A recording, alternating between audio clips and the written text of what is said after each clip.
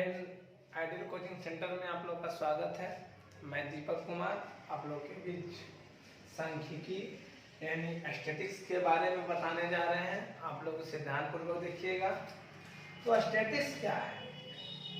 हम लोग को क्लास 10 में जो है ना, स्टैटिक्स बहुत ही महत्वपूर्ण है एग्जाम के लिए। सांख्यिकी के अंतर्गत 3 चीज आता है। एक आता है माध्य, एक आता है माध्यिका और एक आता है बहुलक, यानी मीन, मीडियन और मोड। ये 3 चीज हम लोग को पढ़ना है। इसमें सांख्यिकी के 3 भाग होते हैं।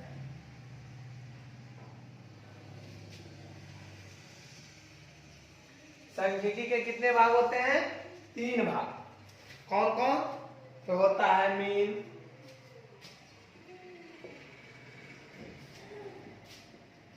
मीडियन,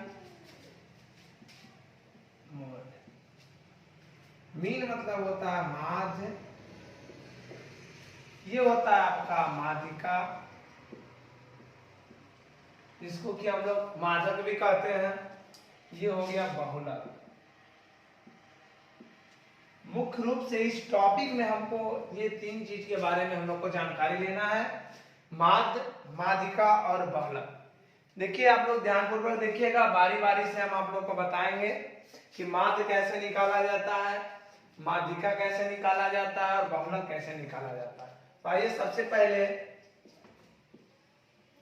हम लोग 1 नंबर में मीन। मीन यानी कहने का मतलब हो गया माध्य। आप लोग 9 या 8 में पढ़े होंगे माध्य निकालने के लिए, जब बारंबारता बंटन सारणी में नहीं दिया हुआ रहता था, जैसे 2, 3, 4, 5, 6, 7 है ना, नॉट कुछ भी रहता था, तो हम लोग माध्य जो निकालते थे सबको ऐड करके और जितना दिया हुआ रहता था सबको जोड़ करके उतना से डिवाइड कर देते थे, तो हम लोग का माध्य ज्ञात हो जाएगा। लेकिन बारंबारता बंटन सारणी में दिया हुआ रहेगा तो हम लोग माध्य कैसे ज्ञात करेंगे? तो आइए देखते हैं। माध्य जो है 3 विधि से बनता है। कितने विधि से? जैसे आप लोग को हम बताए होंगे, समीकरण 2 चर वाले रैखिक समीकरण के 3 तरीके थे, एक वर्गगुणन, एक प्रतिस्थापन और एक विलोपन। इसमें भी माध्य भी 3 तरह से बनता है। तो आइए देखते हैं। पहला है प्रत्यक्ष विधि, दूसरा है कल्पित माध्य विधि, तीसरा है पंग विचलन विधि। यानी 3 विधि है हम लोग का। पहला आपका हो जाएगा प्रत्यक्ष, दूसरा हो गया काल्पित और तीसरा है आपका पंग विचलन। तो ध्यान से आप लोग देखिएगा इस वीडियो को। आइए देखिए, प्रत्यक्ष विधि को हम लोग कहते हैं डायरेक्ट मेथड, कल्पित माध्य विधि या एक इसका और नाम है लघु विधि कहते हैं, यानी शॉर्टकट मेथड। फिर है आपका पंग विचलन विधि, स्टेप डिवीजन मेथड, डिविएशन, क्या लिखा हुआ? Deviation method. यानी 3 तरह से हम लोग प्राप्त करते हैं। तो आइए सबसे पहले हम लोग देखते हैं प्रत्यक्ष विधि से। प्रत्यक्ष विधि से माध्य बराबर होता है आपका फॉर्मूला सिग्मा एफ एक्स बटा सिग्मा एफ। ये जो आई लिखते हैं ना, आई का मतलब पहला का रहेगा, पहला बारंबारता तो 1, 2, 3 इसलिए लिखते हैं सिग्मा एफ एक्स बटा सिग्मा एफ। एफ कहने का मतलब एफ हो गया जहां एफ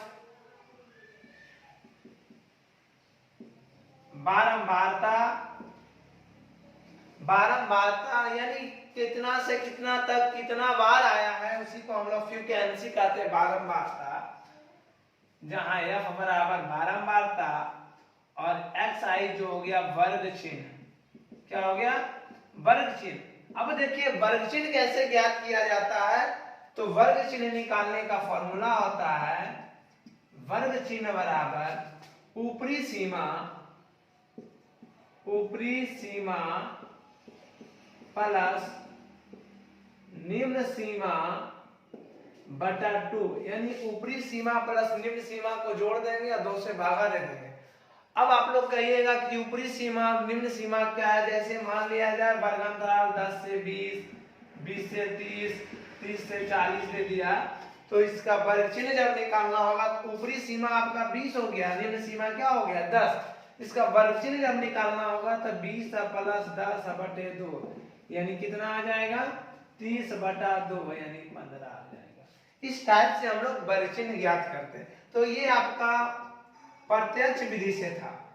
अब हम लोग ज्ञात करेंगे कल्पित विधि से कैसे निकलता है, पंग विचलन विधि से कैसे निकलता है, उसके बारे में हम आप लोग को बताएंगे। लगातार हमारे चैनल के साथ आप लोग बने रहें।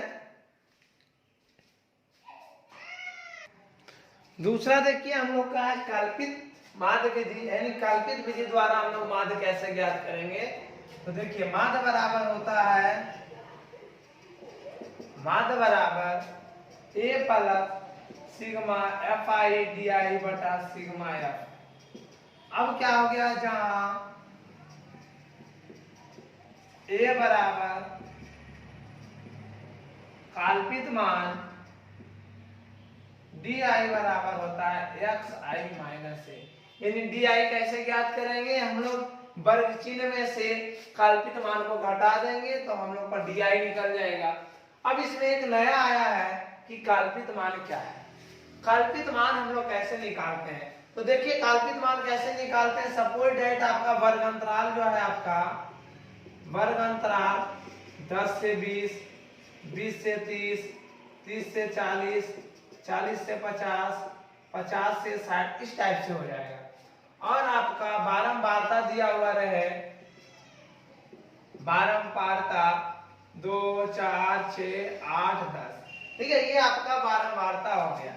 तो सबसे पहले हमको निकालना होता है क्या, वर्ग चिन्ह। वर्ग चिन्ह निकालने के लिए ये दोनों को जोड़ते हैं, अभी जस्ट आपको बताए थे, ऊपरी सीमा प्लस निम्न सीमा को जोड़ करके 2 से डिवाइड कर देते हैं तो हम लोग का निकल जाता है क्या, एक्स आई निकल जाता है वर्ग चिन्ह। तो देखिए 30 तो यहाँ हो जाएगा 15, ये 50 तो हो जाएगा 25, ये दोनों को जोड़ेंगे 70 तो हो जाएगा आपका 35, फिर ये 90 का हो जाएगा 45, ये आ जाएगा कितना 110, तो ये 55 हो जाएगा। देखिए इस टाइप का। तो अब बात रह गया कि काल्पित मान कैसे चुनेंगे, तो आप इसको कौन कीजिए 1 2 3 4 5।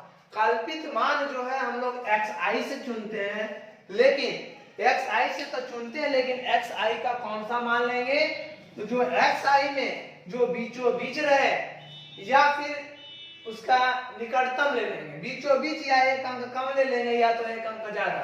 जैसे मान लिया जाए 2 है, इधर भी 2 है, तो बीचों बीच आ गया, तो ये काल्पित मान हो जाएगा कितना है इसका 35।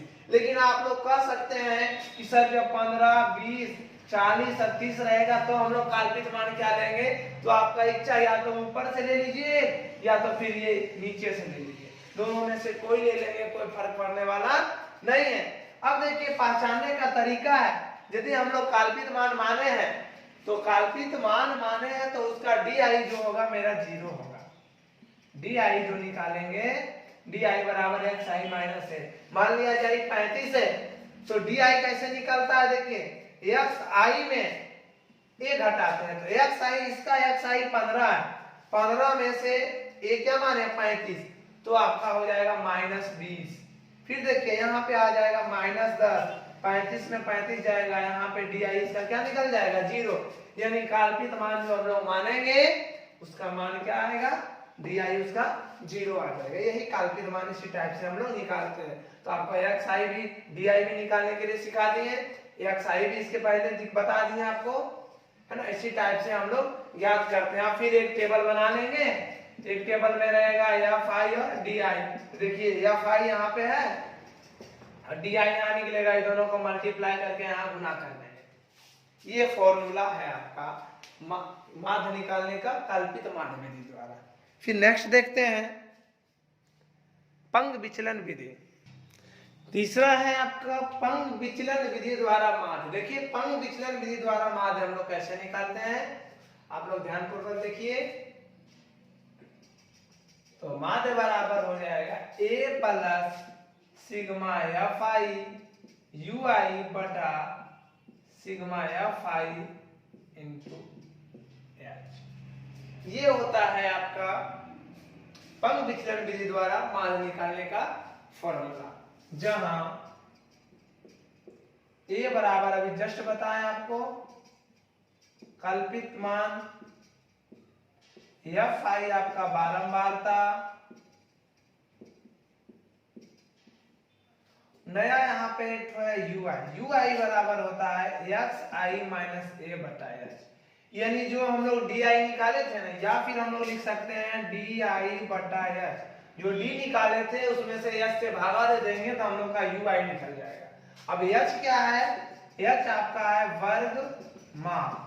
वर्ग माप कैसे निकलता है? जैसे मान लिया जाए वर्ग अंतराल है 10 से 20, 20 से 30, तो वर्ग माप बराबर होता है ऊपरी सीमा, लिख देते हैं यहाँ पे वर्ग माप बराबर ऊपरी सीमा माइनस निम्न सीमा, यानी घटा देते हैं तो हम लोग का क्या निकल जाएगा? वर्ग माप। और वर्ग चिन्ह क्या करते थे? यहाँ पे प्लस करके 2 से डिवाइड करते थे तो हम लोग को वर्ग चिन्ह निकल जाता था। तो इसका वर्ग माप हो जाएगा 20 माइनस 10, यानी आपका 10। इस टाइप से हम लोग वर्ग माप निकालेंगे। वर्ग माप निकल जाएगा तो डी आई में एच से एच को भागा दे देंगे तो मेरा यू आई निकल जाएगा, या फिर आपका एक्स आई माइनस ए बटा एच कर देंगे। ये क्या है? कल्पित मान आप लोग को हम बता चुके हैं। तो ये आपका माध्य जो है 3 विधि से हम लोग ज्ञात करते हैं। तीनों विधि आप लोग को बता दिए हैं। आइए हम लोग अगले वीडियो में इसके बारे में प्रैक्टिस करेंगे। और आपका ये माध्य समाप्त हो गया। अब है बहुलक और माध्यिका। तो आइए माध्यिका और बहुलक के बारे में बताते हैं। आप लोग ध्यानपूर्वक देखिएगा इसको।